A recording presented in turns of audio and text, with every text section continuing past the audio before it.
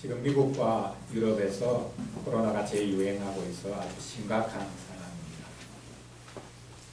미국은 이제 매일 10만 명의 확진자가 나오고 있다고 합니다. 유럽에서도 1만 명 이상의 확진자가 매일 나오는 나라들이 많이 있습니다. 이제는 코로나가 일상이 될 것 같다는 생각을 떨쳐버릴 수가 없습니다. 더 큰 문제는 지구온난화입니다. 북극의 빙하가 속절없이 녹아내리고 있는데 거기 얼어있던 바이러스들 수천 종류 이상이 된다고 하는데 그 일부가 사람들을 덮치면 인류는 거의 멸망에 이를 수밖에 없지 않을까 이런 예측도 하고 있습니다.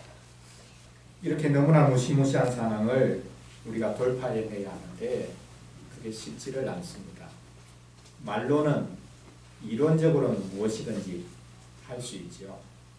그러나 이런 난국은 말로 돌파할 수 있는 것이 아닙니다. 고린도전서 4장 20절에서 말씀하고 있듯이 말에 있지 않고 능력에 있다 라는 말씀이 더 절절하게 다가오는 시대입니다. 오늘 우리는 룻기 마지막 부분을 살펴보려고 합니다. 룻기가 족보로 끝나고 있습니다. 베레스부터 시작해서 다윗으로 끝나고 있습니다. 이 족보는 단순한 혈통을 알려주는 족보를 넘어 예언적인 내용을 담고 있습니다. 하나님께서 구속의 역사를 어떻게 이루셨는지를 족보라는 방식을 통해서 보여주고 계십니다. 이 족보는 하나님께서 그 어두운 사사시대에 칠흑같이 어두운 그 사사시대에 어떻게 등불을 일으켜 주셨는가 그리고 그 시대를 어떻게 새롭게 할 길을 하나님이 친히 마련해 주시는가 라는 것을 잘 보여주고 있습니다. 이 족보야말로 하나님께서 친히 주권적으로 일하고 계시는 것을 우리에게 잘 보여주고 있습니다. 이 족보를 통해서 이 시대에도 영웅이 일어나기를 바라는 그런 우리의 모습을 돌아보고 하나님의 주권을 더 인정할 수 있는 복된 시간이 될 수 있기를 간절히 바랍니다. 하나님은 주권적으로 선택하시고 개입하신다 라는 주제로 오늘 은혜를 나누려고 합니다. 첫째로 하나님께서는 오직 주권을 행사하십니다.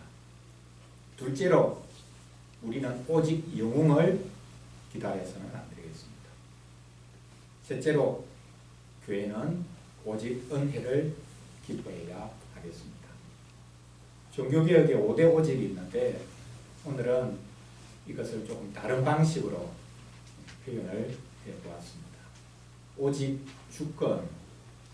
근데 우리는 오직 우리 문제를 해결할 영웅이 일어나기를 바랍니다. 오직 영웅. 그러나 우리는 하나님의 오직 은혜를 기뻐해야 하겠습니다. 첫째로 하나님은 오직 주권을 행사하십니다. 우리는 룻기 전체를 통해서도 마찬가지지만 이 마지막 부분의 족보를 통해서 하나님이 주권자시라 라는 사실을 확인할 수 있습니다. 하나님이 주권자시라 라는 뜻은 쉽게 말하면 하나님이 주인이다. 또 우리 친구들은 이런 말 아는지 모르겠지만요. 하나님이 대빵이다. 하나님이 최고다. 하나님이 주인이시고 하나님이 친히 역사하시고 주인으로 모든 것들을 이끌어가고 계신다 라는 것을 이 족보가 보여주고 있습니다. 베레스부터 시작하는 족보이지요. 베레스의 계보는 이러하니라 라고 오늘 본문이 시작하고 있습니다. 이 베레스에 대해서는 이전에 말씀드린 적이 있습니다. 베레스는 가나안 여인 다말이 낳은 쌍둥이 중에 한 아들입니다. 그녀는 이스라엘 12지파의 한 사람이었던 유다의 며느리였는데 시아버지와 관계에서 쌍둥이를 낳았는데 그 쌍둥이 중에 하나가 이 베레스입니다.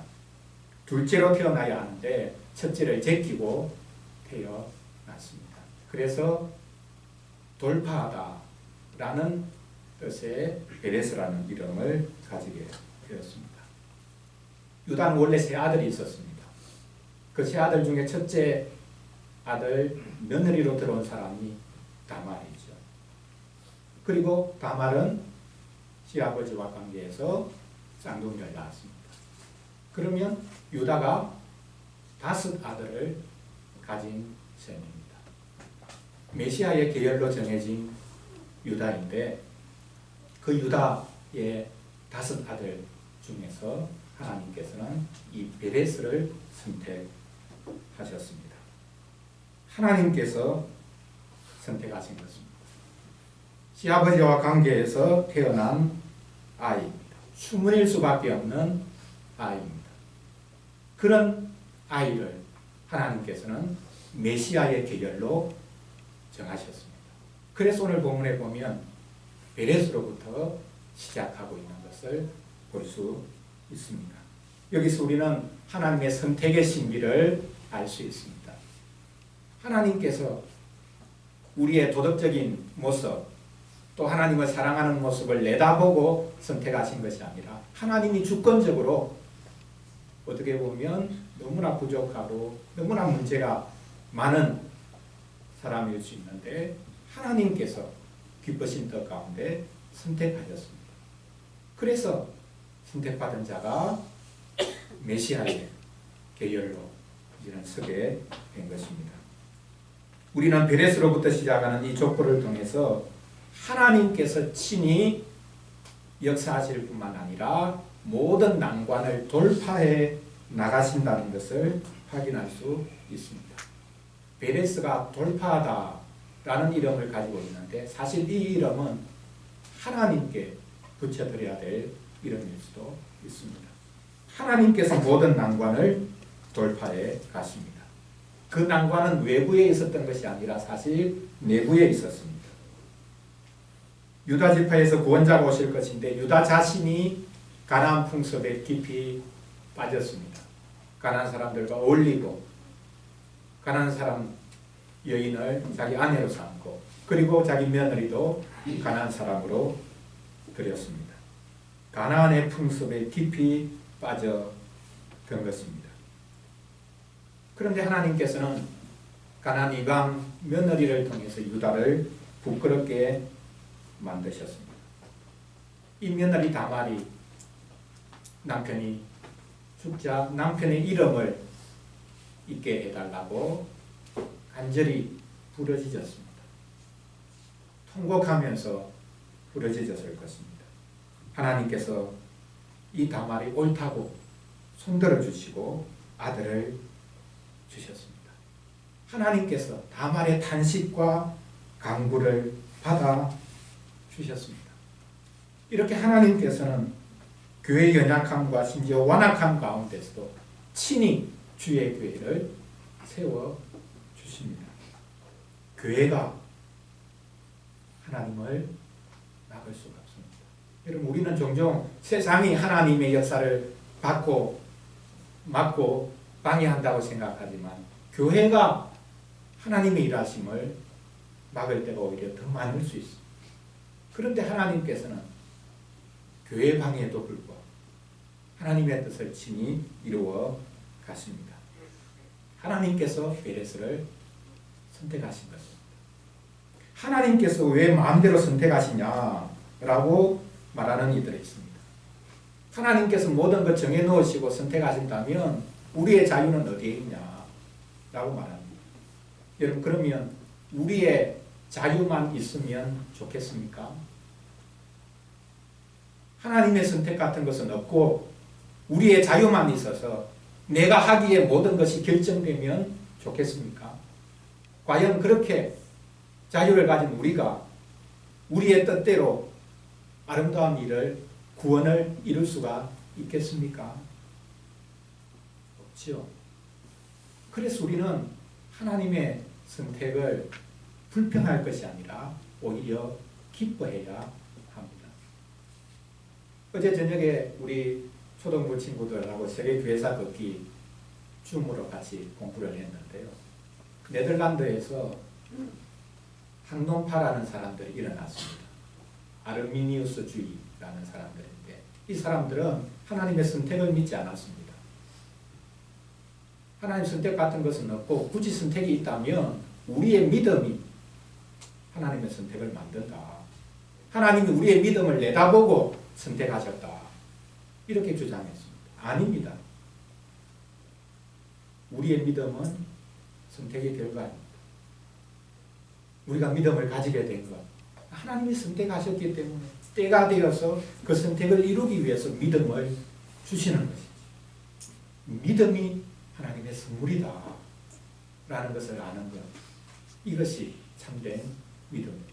하나님은 선택하시고 그 선택을 이루기 위해서 신이 우리 가운데서 일하고 계십니다. 그러므로 교회에서는 내가 먼저라고 주장할 수 있는 어떤 주장도 있을 수가 없습니다.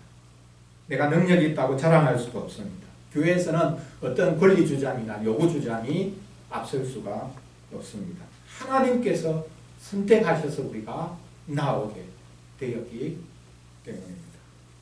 우리는 하나님께서 주권적으로 선택하시고 또 주권적으로 우리의 상황에 개입하셔서 일하신다라는 것을 우리가 크게 기뻐해야 하겠습니다. 자, 첫째로 하나님은 오직 주권을 행사하신다. 이 마지막 룻기 마지막 부분에 있는 이 족보를 통해서 하나님이 주권자시라 라는 것을 우리가 확인할 수 있습니다. 둘째로는요, 이 족보를 오해하면 우리가 오직 영웅이 이 시대에도 필요하다 이런 생각을 할 수 있는데요. 그렇지 않습니다. 룻기에 등장하는 중요한 인물 보아스가 있죠. 오늘 본문에도 이 족보에 보아스가 등장합니다. 그의 등장으로 인해 무너진 엘리멜렉의 가문이 회복되지 않습니까? 보아스는 룻기에 등장하고 있는 구원투수라고 부를만 합니다. 하나님이 등판시키신 구원투수다 라고 말할 수 있습니다.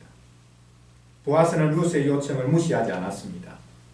지역 유지이기 때문에 그드름을 떨면서 내가 도와줄게 이렇게 말한 것도 아닙니다. 보아스는 말씀에 순종하는 사람이었기 때문에 룻의 그 요청을 거부하지 않았고 엘리멜렉의 가문을 회복시켜주는 기업물을 자로 나서게 된 것이죠. 보아스보다 더 가까운 친척이 있었지 않습니까? 그런데 그는 말씀에 순종하지 않았고 믿음의 식구의 요구를 외면했습니다. 보아스는 달랐습니다. 말씀에 순종하고자 하는 마음이 있었기 때문에 룻을 용납하고 받아줍니다. 보아스가 영웅입니까? 보아스는 영웅이 아닙니다. 구원은 몇몇 이들의 영웅적인 노력으로 임하는 것이 아닙니다. 하나님의 구원은 영웅을 통해서 일어나는 것이 아니라 순종하는 주의 백성들을 통해서 주어지는 선물입니다. 보아스와 룻이 혼인을 했습니다. 낳은 아들이 오늘 족보에도 나오지만 오벳입니다. 오벳은 그 뜻이 종이라는 뜻을 가지고 있습니다. 종이다. 그러니까 이 오벳이 종으로 해야 될 역할이 있다는 것이죠. 그 엘리멜렉의 가문을 회복시켜주는 것 아닙니까? 그리고 지금 노년에 나오미를 봉양하고 나오미의 생명을 회복시켜주는 자다. 이렇게 동네 여인들이 노래했죠. 그렇게 종으로서 일을 해야 돼서 하나님의 종으로서 일을 해야 될 사람이다. 그래서 동네 여인들이 오벳이라고 이름을 지어 주었습니다. 그런데 이상한 것이 오늘 말씀해 보면 보아스가 오벳을 낳았다라고 말하고 있습니다. 자, 처음에 보아스가 룻을 아내로 맞이해서 아들을 낳아주려고 한 이유가 뭡니까? 자기 아들을 낳으려고 한 게 아니죠. 어떤 분들은 보아스가 그 전에 아들이 없었다, 한 명도 없었고 룻을 통해서 비로소 처음 아들을 낳았기 때문에 나중에 욕심이 나가지고 자기 아들로 그냥 차지했다라고 말하기도 하는데 아닙니다. 보아스가 왜 룻과 결혼했습니까? 아들 낳아보려고 결혼한 게 아닙니다. 자기 아들을 낳아보려고 결혼한 게 아니지. 아들이 태어나면 자기 친척이었던 엘리멜렉의 이름을 이어주는 아들로 입적시키기 위해서 그렇게 결혼까지 하고 아들을 낳은 거예요. 그런데 왜 오늘 본문에서는 이 오벳이 엘리멜렉의 아들이 아니고 말론의 아들이 아니고 보아스가 오벳을 낳았다 이렇게 기록하고 있습니다. 어떻게 보면 오벳은 이중 역할을 했는지 모르겠습니다. 혈통상으로는 보아스가 아버지죠. 보아스가 오벳을 낳았습니다. 그러나 기업 물을자의 관점에서 보면 그는 엘리멜렉의 이름을 잇는 아들이었습니다.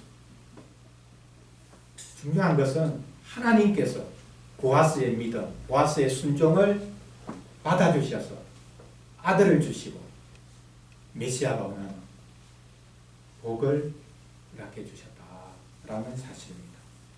하나님께서는 순종하고 일하는 자를 알아주십니다. 기뻐해서 구원의 큰 역사를 이루어 주십니다. 자, 보아스, 그 다음 누굽니까? 오벳이죠. 오벳이 종이라는 이름.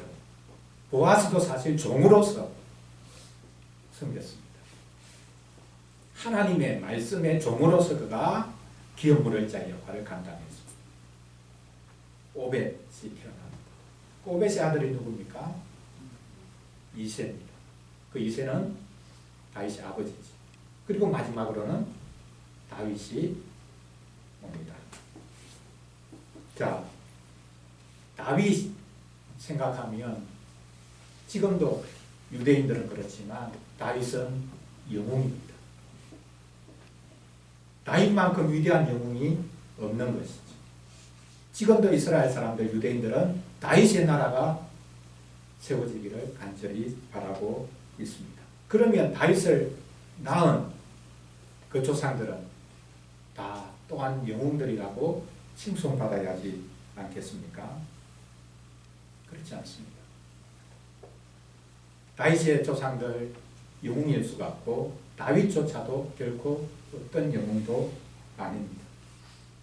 어떤 위대한 하나님의 사람들도 영웅이 아닙니다. 그들은 다 하나님의 종들로 순종하며 일한 사람들입니다. 우리가 지난 주일에 종교개혁 기념주일을 지켰습니다. 종교개혁을 일으킨 개혁자들 영웅입니까? 아닙니다. 그들은 결코 영웅일 수가 없습니다. 자신의 연약함, 실수가 사실 많이 있었고 심지어는 어떤 경우에는 죄에 빠지기도 했습니다. 종교개혁자들도 결코 영웅이 아니었습니다.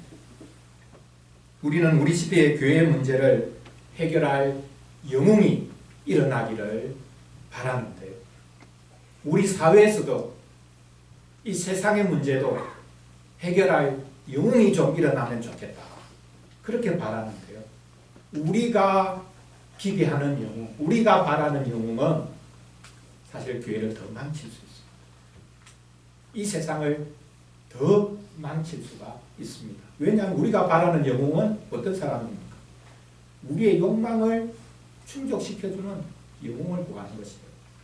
그렇다면 우리가 바라는 영웅은 이 세상을 오히려 더 망가뜨릴 수밖에 없습니다. 교회를 더 망가뜨릴 수밖에 없는 것입니다. 어떤 영웅도 교회를 새롭게 세울 수가 없고 우리는 영웅을 바라는, 우리 문제를 단순간에 해결해 주기를 바라는 그런 마음을 오히려 철저하게 내려놓고 회개해야 할 것입니다. 오직 영웅은 없습니다. 마지막 세 번째로 교회는 오직 은혜를 기뻐해야 합니다. 우리는 룻기의 이 마지막 장면이라기보다는 족보인데요. 이 족보를 통해서 하나님의 기쁘신 뜻을 발견할 수 있습니다. 이 족보에서 오직 은혜를 발견할 수 있습니다. 이 족보가 다윗으로 끝나는 것이야말로 오직 은혜를 잘 보여줍니다. 다윗으로 끝나는 이유가 있죠. 지금 이 시대는 사사시대입니다. 사사시대는 우리가 흔히들 교회사 중에 중세시대와 비교할 수 있습니다. 가장 어두운 시대입니다. 그 사사시대의 단면을 보여주는 것이 바로 룻기 장면. 하나님의 백성이 교회를 떠나서 세상에서 잘 살아보려고 세상으로 나가지 않습니다. 세상으로 나가서 철저하게 실패하고 얻어맞고 그래서 이제 돌아오는 이야기가 룻기 이야기. 흉년에 먹을 것을 얻기 위해서 잠시 이주했다. 그 정도 이야기가 아니라 하나님의 징계를 받는 것이 아니라 그거 거부하고 교회를 떠나서 세상으로 나가서 내 노력으로 한번 성공해보자. 교회 붙어 있어도 소용없더라. 뭐 하나님 뭐 도와주냐. 이제부터는 나는 나만 믿고 살아야지. 그렇게 해서 세상으로 나갔다가 실패하고 모든 것 다 잃고 빈털터리가 되어서 돌아오는 이야기가 룻기 이야기. 이게 사사시대의 모습이었습니다. 하나님께서 그 사사시대의 그 어두움을, 그 사사시대의 폐역한 모습을 회복시켜 주기 위해서 일하고 계신 것을 룻기는 또한 보여주고 있습니다. 사사시대가 어떠했는지를 오늘 룻기 바로 이전으로 돌아가보면 사사기 마지막 절에 이렇게 기록하고 있습니다. 그때 이스라엘에 왕이 없으므로 사람이 각기 제 소견에 옳은 대로 행하였더라. 사사시대가 왜 그렇게 무지했는가? 사사시대가 왜 그렇게 어두웠는가? 사사시대가 왜 그렇게 자기 마음대로 행했는가? 왕이 없기 때문이다. 왕이 와야 된다는 거죠. 누구를 기다리는 것입니까? 다윗을 기다립니다. 다윗처럼 하나님을 전심으로 찾고 소망했던 그 다윗으로 말미암아 이제 사사시대 이 어두움이 해결될 것이다 라고 말하고 있습니다. 다윗이 오게 된 것, 그것이야말로 하나님의 오직 은혜라고 말할 수밖에 없습니다. 그래서 룻기는 다윗에 대한 언급으로 끝이 납니다. 사사시대의 어두움을 끝장낼 다윗에 대한 언급으로 룻기가 끝이 난다라는 말입니다. 이 끝이 새로운 시작을 일구는 것이죠. 다윗이 오게 된 것, 이거 참 신기한 일입니다. 오늘 본문의 족보의 이야기 살펴보면 이 사람들이 대단한 사람들이 아닙니다. 그슬 올라가면 유다까지 올라가지만 유다, 베레스 그들의 모습이 형편없습니다. 그러나 하나님께서 이 어둠을 해결해 주시기 위해서 일하신다라는 것을 보여주고 있습니다. 우리는 교회의 어려움을 그리고 이 시대의 문제를 해결할 수 있는 능력이 우리 속에는 없다라는 것을 인정해야 할 것입니다. 우리가 무언가를 하려고 하면 할수록 교회는 더 큰 부끄러움에 사로잡히게 될 것입니다. 그런데 아직까지 우리는 희망에 부풀어 있습니다. 그래도 우리가 뭔가 할 수 있는 게 있지. 그것 한번 찾아보자 라고 생각합니다. 우리는 우리의 노력으로 아무것도 할 수 없다는 것. 우리의 죄인됨을 더 깊이 깨달아야 합니다. 사실 그것이 종교개혁이었습니다. 종교개혁은 교회를 두드려 부순 게 아닙니다. 죄인됨을 깊이 깨달았던 것, 그것이 개혁을 일으켰습니다. 우리가 절망하고 있기도 한데요. 절망하는 것이 겸손이 아니라 오히려 교만일 수도 있습니다. 우리가 왜 절망합니까?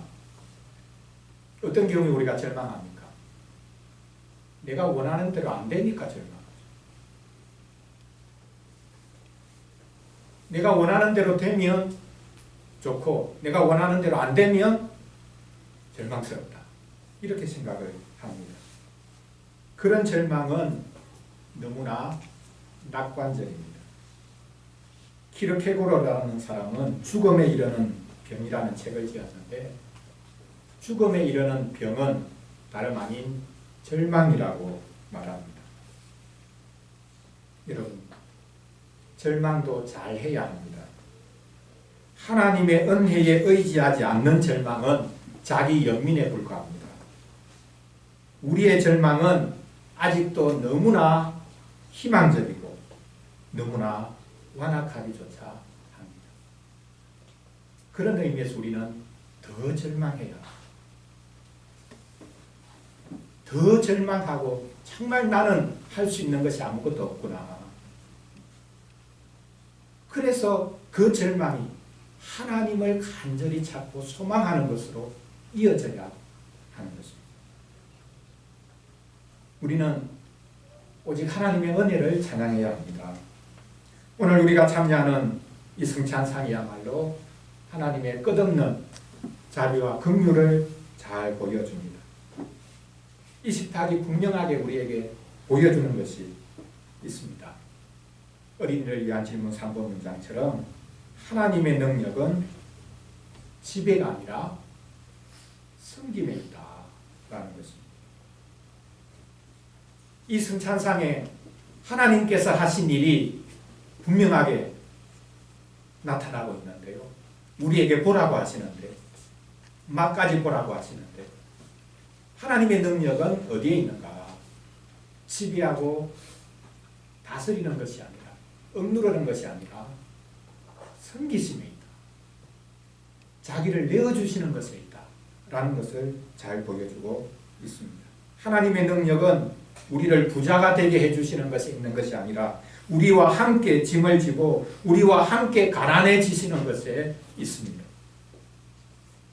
하나님의 아드님은 우리를 위해 자신의 생명을 내어주셨습니다.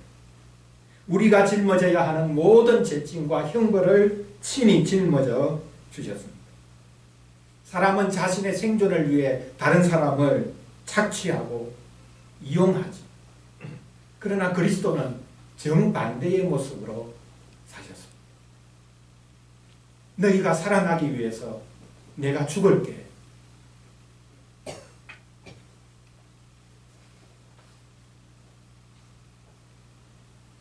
엄마가 자식을 위해서 피를 흘려서 자기 피를 자식이 팔아먹고 살게 한 그런 전쟁 때의 이야기죠. 그리스도께서 내가 피 흘리는 것 이거 먹고 너희들이 살아나라. 나는 죽었게. 나는 너희를 위해서 죽기 위해서 왔어. 나를 먹고 너희들이 살아나라. 이렇게 말씀하고 계십니다. 우리는 이 상에서 하나님의 능력은 자신을 내어주는 능력이라는 것을 알 수 있습니다. 다른 사람의 것을 착취하고 얻어서 힘을 내는 것, 그것은 능력이 아닙니다. 자기를 철저하게 내어주면서 많은 사람을 살리는 것, 이것이야말로 참된 능력이 아닙니까? 오늘 우리는 자신을 내어주신 이 그리스도를 받게 될 것입니다. 뜻과 잔을 우리가 목구멍으로 입으로 맛보면서 실제로 먹고 마시지 않습니까? 그것처럼 생생하게 그리스도께서 자신을 우리에게 주십니다. 우리는 생생하게 그리스도를 먹고 마실 수 있습니다. 그 결과는 뭐겠습니까? 이제는 우리를 통해서 그리스도가 나타나시는 것입니다. 이것이야말로 은혜가 성찬상에 우리가 참여할 수 있다는 이것이야말로 오직 은혜가 아니겠습니까? 우리는 오직 은혜를 기뻐하고 찬양해야 하겠습니다. 사랑하는 성도 여러분, 여러분은 하나님의 주권적인 개입을 믿으십니까? 코로나 시대에도 하나님이 일하고 계신다. 자기 백성을, 자기 교회를 돌보아 주신다라는 거 믿으십니까? 아멘 할 수 있습니까? 그런데 이상합니다. 우리는 하나님의 주권을 믿는다고 하면서도, 하나님이 주인이시라고 믿는다고 하면서도 정작 하나님의 개입은 원하지 않을 때가 많습니다. 솔직히 이야기를 해보자면 하나님의 개입을 믿지 못하는 것이 아니라 하나님의 개입이 부담스러운 것입니다. 우리는 이 세상 문제에 너무 깊이 개입되어 있기 때문에 그것을 거스르는 하나님의 개입은 원치 않습니다. 부담스럽습니다.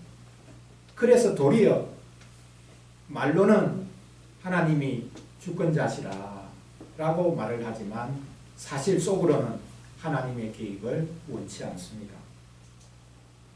우리가 알아서 할 테니 하나님은 개입하지 마시고 지켜만 보십시오. 이렇게 생각합니다. 물론 어려우면, 내 문제가 해결이 안 되면 그때 하나님 개입해 주기를 원하죠. 그것은 하나님을 이용하는 것에 불과합니다. 하나님을 부리는 것에 불과합니다. 우리는 하나님의 개입을 간절히 바라야 하겠습니다. 하나님의 개입이 나의 입지를 좁히는 것이 된다 할지라도 하나님 좀 개입해 주십시오. 하나님 좀 우리 가운데 찾아와 주셔서 일해 주십시오. 내 입지가 좁아진다 할지라도 하나님 좀 도와주십시오. 찾아와 주십시오. 그렇게 구해야 되겠습니다. 심지어 하나님의 개입이 교회에게 손해가 된다고 할지라도 그 개입을 간절히 바라야 할 것입니다. 왜냐하면 교회는 죽어도 됩니다. 망해도 됩니다.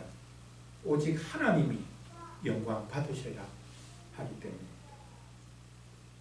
룻기를 통해서 우리가 확인할 수 있는 것은 하나님은 우리의 예상과 예측을 항상 넘어서 일하신다는 것입니다. 어떤 신앙인도 영웅이 아닙니다. 오직 하나님께서 일하고 계시고 하나님께서 자신을 주시면서 교회를 세워가신다라는 것을 볼 수 있습니다. 우리는 교회를 통해 하나님이 일하시지만 교회 능력을 넘어서 하나님이 일하신다는 것을 우리가 믿음으로 받아야 되겠습니다. 이것을 우리가 기대해야 되겠습니다.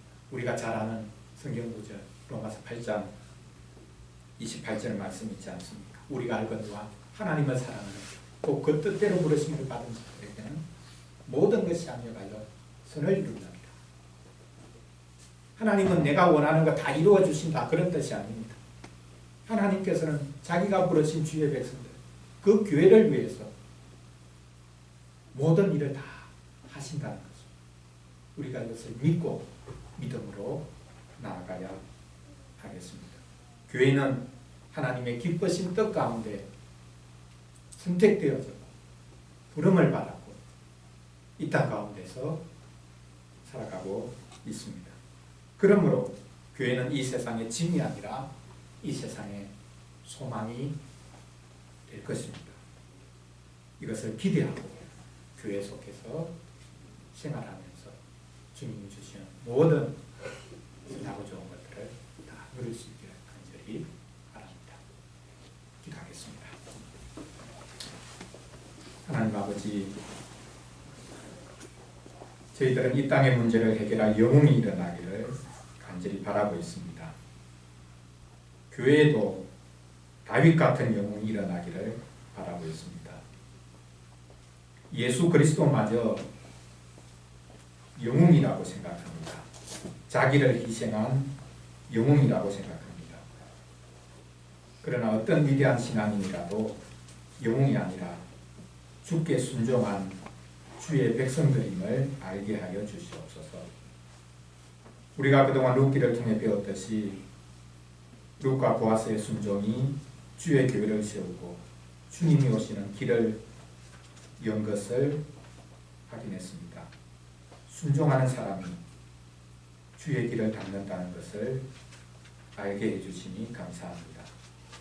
흉년과 도피와 죽음으로 시작된 룻기가 풍년과 안식과 생명으로 마무리되는 것을 보면서 하나님이 자기 백성을 위해 주권적으로 선택하시고 개입하시고 일하시는 것을 보았습니다. 이제부터라도 하나님이 주권자시라는 것을 저희들이 신실하게 고백하며 살게 하여 주시옵소서. 하나님께서 그 기쁘신 뜻 가운데 선택하시고 개입하셔서 일하시는 것을 믿고 인내하며 낙심하지 않도록 도와주시옵소서. 우리를 위해 친히 이 땅에 오셔서 자신을 온전히 내어주신 우리 주 예수 그리스도 이름으로 기도합니다. 아멘.